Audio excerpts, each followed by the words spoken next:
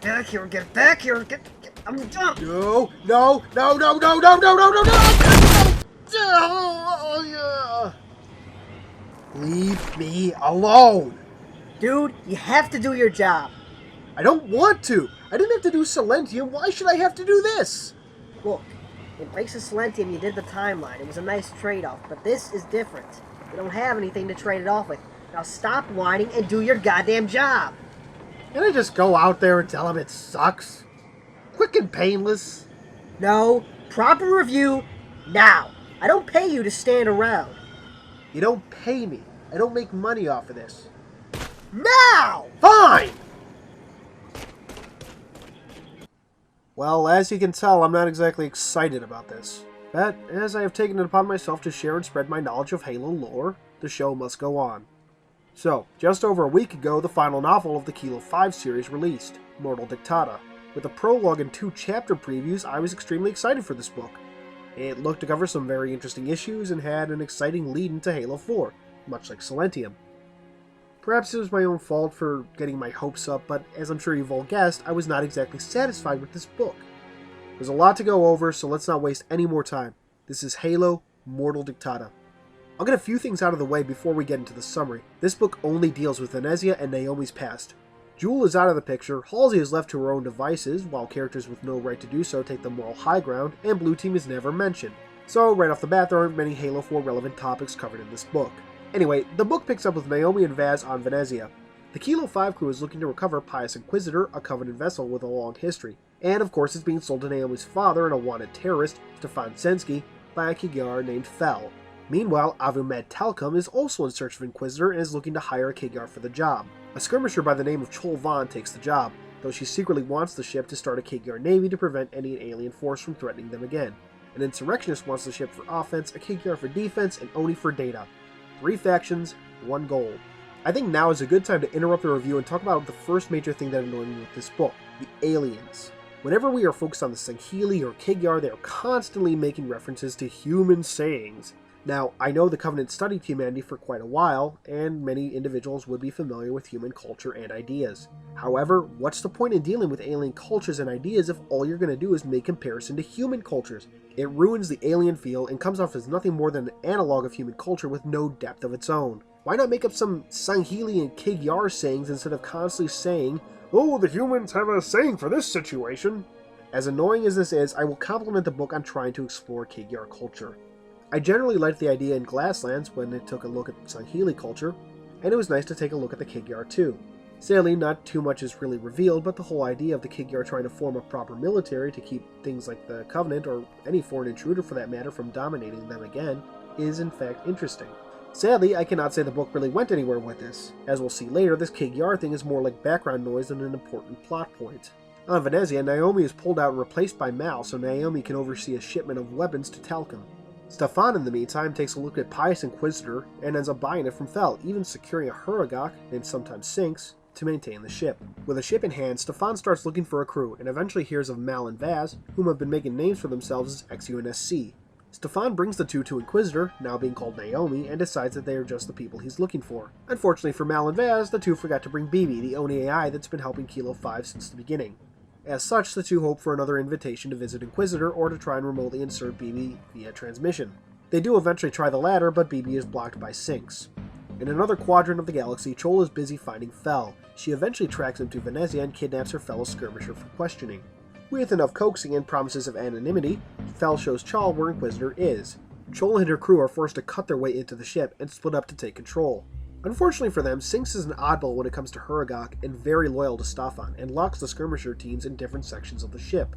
Following orders from Stefan in case of an enemy incursion, Sinks moves Inquisitor to a new location. On Venezia, word of Fel's disappearance and the attempted hack on Inquisitor reaches Stefan's ears. Immediately he suspects Mal and Vaz and kidnaps the both of them. BB, who had been keeping track of them, informs Osman of the ODST's disappearance. Osman naturally has Naomi and Devro prep for a rescue mission.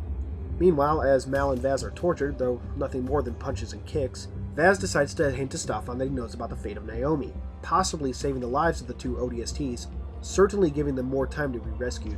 Several hours after their disappearance, Vaz and Mal are rescued by Devro and Naomi respectively. When Vaz is rescued, he decides to bring Stefan with him, both to find Pius Inquisitor and to give him a chance to meet his daughter. On board Port Stanley, a deal is struck between Stefan and Osmond. Stefan will show the crew where Inquisitor is. In return, Osmond will allow him to talk to Naomi and allow her, if she so chooses, to leave the UNSC. So after a few very heartwarming scenes with Naomi and Stefan, Naomi decides to try and recover her memories from early childhood. With the help of BB and Oni records, Naomi is able to remember quite a bit, including her kidnapping and early training with her fellow Spartans. Naturally, this leads her to hating haloCE now, since we didn't have enough characters doing that. So once again, let's stop our review and talk about something. This time, let's talk about the butchering of Eric Nyland's work.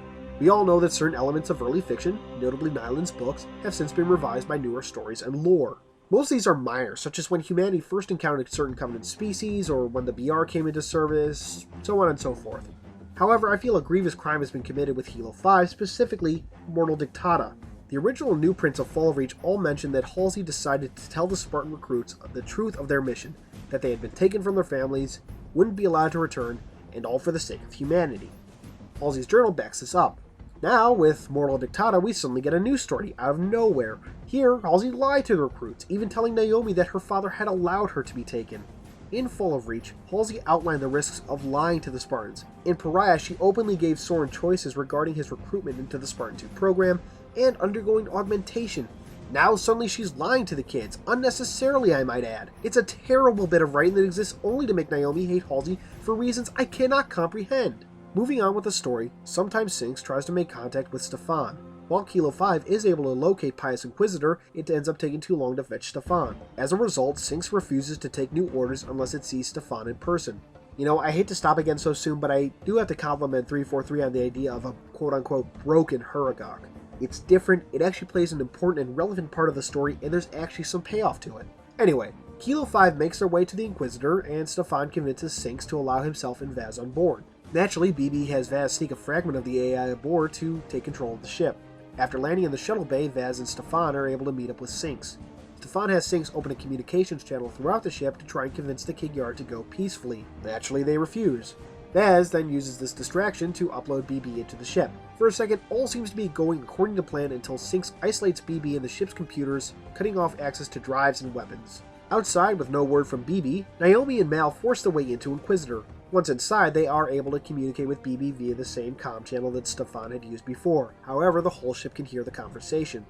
Aware of the situation, Mal and Naomi begin to make their way to the bridge, taking out Kig Yard resistance along the way. Just before they make it to the bridge, Tol Vaughn decides she's had enough. She orders her remaining crew near the ship's reactor to set some of the ship's torpedoes to detonate. With about 15 minutes, Kilo 5 tries to make an escape. Stefan goes off by himself in a spirit, determined to reach the starboard shuttle bay where Naomi is headed. Vaz and BB take their dropship, which is equipped with a slipspace drive courtesy of the haloCE leaks, and begin to move to a safe distance. At the starboard shuttle bay, Devereaux picks up Naomi and Mal. Sinks stays behind to try and fix the ship. Vaz has BB give Stefan Naomi's file as final proof that he wasn't crazy. Stefan makes a deal with Vaz, vowing to cease aggression towards Earth if Vaz takes care of Naomi. Naturally, Vaz agrees. BB tells Stefan that he won't be able to get away with the Spirit's conventional drives, but also notes that Sinks had apparently installed a slipspace drive on the dropship. To ensure Stefan would be able to live a life free from Oni, BB voluntarily erases their conversation from his memory. Content with that, Stefan makes a final run to try and save Sinks. As Vaz and BB make their jump, it looks like Stefan won't have enough time to get away before the ship explodes. After a debriefing with Paransky, Osmond decides to finally look at her Spartan file and discovers her past. It turns out she was the daughter of a prostitute, often ignored and starving. She was taken by child services a few times, but ultimately found her way back to her birth mother. The only person who ever took an interest in the young Saren was her schoolteacher, a woman named Alchemy Leandro. It would seem that haloCE had actually given Saren a better and arguably longer life than she could have expected otherwise. As the book comes to a close, Osmond decides to give Kilo 5 some shore leave on Cascade, her homeworld, and one that had gone untouched by the Human Covenant War, where she intends to meet up with her old schoolteacher. Vaz, meanwhile, receives a mysterious package from an unknown sender. It contains a tiny wooden chair and a holographic star chart, two gifts intended for Naomi when she was 6. Upon showing this to Naomi, the two take it as a sign that Stefan is alive, but decide not to mention it to anyone else. The epilogue was probably one of the best parts. It is a suicide note from Dr. Graham J. Albin, a man who worked in the Spartan 2 program and whose brain would be used to create Black Box, as were his wishes. The note is dated 2523 in the book, but apparently that's a typo meant to say 2532. Well, there we go. Mortal Dictata. The book is easily the worst Halo novel I've read to date and contains so much padding I actually fell asleep reading it a few times. For reference, I often power through the books in one night, usually without trouble. While Mortal Dictata does contain some interesting ideas, overall I feel like it was a waste of a book. The story starts out interestingly enough, but most of it never really goes anywhere. As Mortal Dictata doesn't pay off much, I'm sad to say that my opinion of the entire trilogy has dropped. Think about it like this. What ultimately changed? Not much in my opinion. Most of the characters never go through any dynamic arcs with the possible exception of Naomi and Saren. However, these character changes were boring and took 3 books to pay off, with the majority of their character evolution happening in the 3rd book. To me, that just means that much of the Kilo 5 trilogy could have been condensed into a single book without much loss to the overall story. The subplots about Pius Inquisitor and Chol Vaughn ultimately don't go anywhere, with no real payoff in the end. Sure, Stefan is no longer a terrorist, but if Pius Inquisitor had never been stolen, then Stefan would just be a terrorist with no real way to threaten the UNSC. And of course, regardless of which way you went, there are still plenty of other disgruntled colonists out there. The arc with Chol Vaughn only really served to give us a look at Kigara's society, and that's barely developed. Ultimately, her story goes nowhere, and I don't expect any sort of payoff in any future media. The only subplot I found interesting was the stuff about the morality of the Spartan 2 program, but that didn't take off until the last 150 pages of the book. This was one of the selling points of the Kilo 5 trilogy, and it took 3 books for anything to fucking happen!